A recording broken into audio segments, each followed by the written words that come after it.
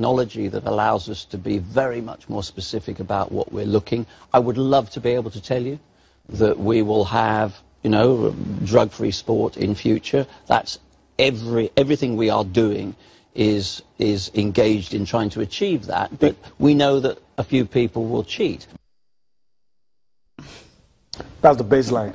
A few people will try to cheat, and but of course he has unveiled plans and things to ensure that it becomes very difficult to get away with it. Yeah. But you want to give kudos to the IAAF for what they've been able to do. They don't have a choice. They want a clean sport, so they have to put all the resources, everything they can, put it together for people to actually enjoy the sport and know that, yes, when you have someone breaking the record, no one is going to be thinking, oh, it's tainted. That's it. So you just want a clean sport, which is more important. Yeah, and I think they've recovered from the battering athletics in the last, you know, when the former president left and Sepco, he battled for the integrity of the sport, and I think they are on the right track now. No, okay. Hopefully, London 2012, London, at the World Championships in London, you're going to be getting a dope-free championship compared to what happened in London 2012, where after that, you have so many athletes coming out that, hey, and it's something really not good. Very funny happened there. Not to cycling now. Chris Froome, of course, we know since Thursday that obviously he was going to win his 4th Tour de France. I mean, it's like I keep asking, you know, when they say that this sport is very tough, you know, it's not easy, because some of the I saw one of the cyclists posted a picture of his legs after stage 16, and the veins and all that was coming out, you wouldn't even know that leg was coming out. You would think, where's this coming from? Yeah. So the race is difficult. But Chris Froome, what is he really doing differently? It's something I really don't get. The near perfect performance he had to put on, you know, to claim that title is awesome. And you know, a lot of, maybe I should just throw this, a lot of the French fans, cycling fans, have received a lot of flack, and I should give them some this morning as well, for booing Chris Froome. And a lot of questions have been asked that some of the other riders that have spiked the system, you celebrate such, and he is a remarkable guy, done a lot, 4 times, 3 consecutively. Yeah. I mean, this is somebody that we should celebrate.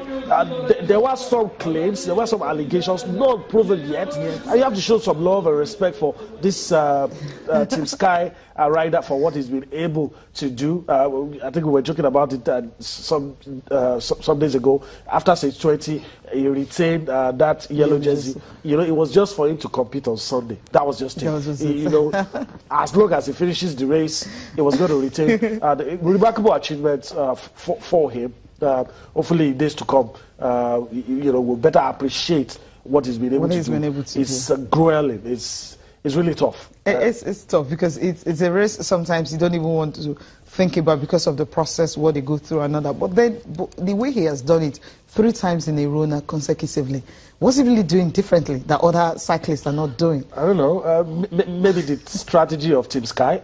You have to pull out. Because it was born in Kenya and they have this long, and I don't know, I'm just trying to like... A lot of factors. A lot of factors.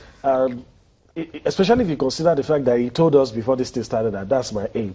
Okay. And he came, he achieved it. You know, you can attribute it to a lot of things, but at the end of the day, you have to give a large chunk, a large percentage of the credit will still have to go to the man for what he's been able to do, to be able to, you know, stay on course. It's part of the difficulties. I know at some stage he had issues with people trying to get him out. He was booed. Some say there was some point, some deliberate tactics to make sure he doesn't complete some of the stages. You know, a lot of those things.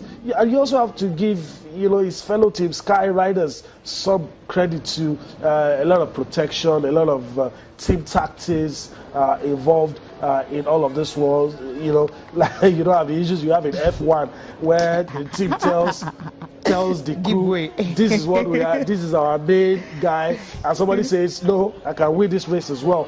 So you have to give the other guys some credit as well. Yeah, that's the way it is, because I think with what Chris Froome is doing, maybe he might just be the one to erase what Lance Armstrong did, 7 times champion, but then that record has been erased. So you having Chris Froome and you have another rider that is actually second now. So I think he might just be able to be the one that will just bring something good back to the sport. That's after all said and done. It's clean. Yeah. So we'll leave it at that. But Yeah. it still trails some names. You take Lance Armstrong out, but there are still some very notable guys who've done a lot for cycling. But then we can't de-emphasize what Chris Froome has been able to do. All right, still talking about record setting, record breaking, and all that. Let's quickly tell you about this man, Clint Dempsey, United States forward. He's been able to tie with Landon Donovan in terms of the number of goals scored for the United States, and the man has been expressing delight. He's very happy that he's been able to do it. He's representing his country at the Gold Cup, and he says he's happy, he's proud to wear the national team jersey. So let's listen to the man, Clint Dempsey, and we'll come back to talk about that remarkable feat that he's been able to achieve.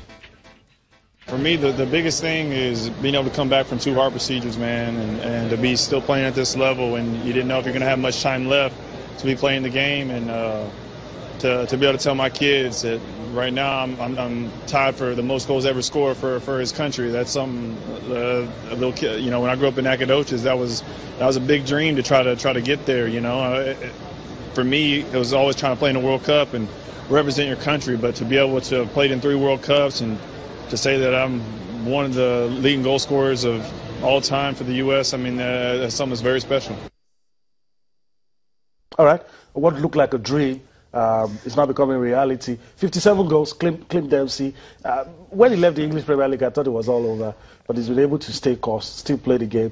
And it looks like he might just be able to beat Landon Donovan. Yeah, that's the way it is. I mean, 57, remarkable for his country, equaling the record. I mean, in that particular game, with the beating Costa Rica 2-0. I think the game also, and the fact that he was able to score all of them adding. There's nothing as spectacular when you're equaling the record and you're winning exactly victory to your country. That's one of the things. But it's a Gold Cup. That's where he got this one against Costa Rica. So hopefully United States have won that tournament 5 times. Maybe they're going for another one since it started. Go for a break now. We'll come back. We'll be looking at what's happening in the local scene.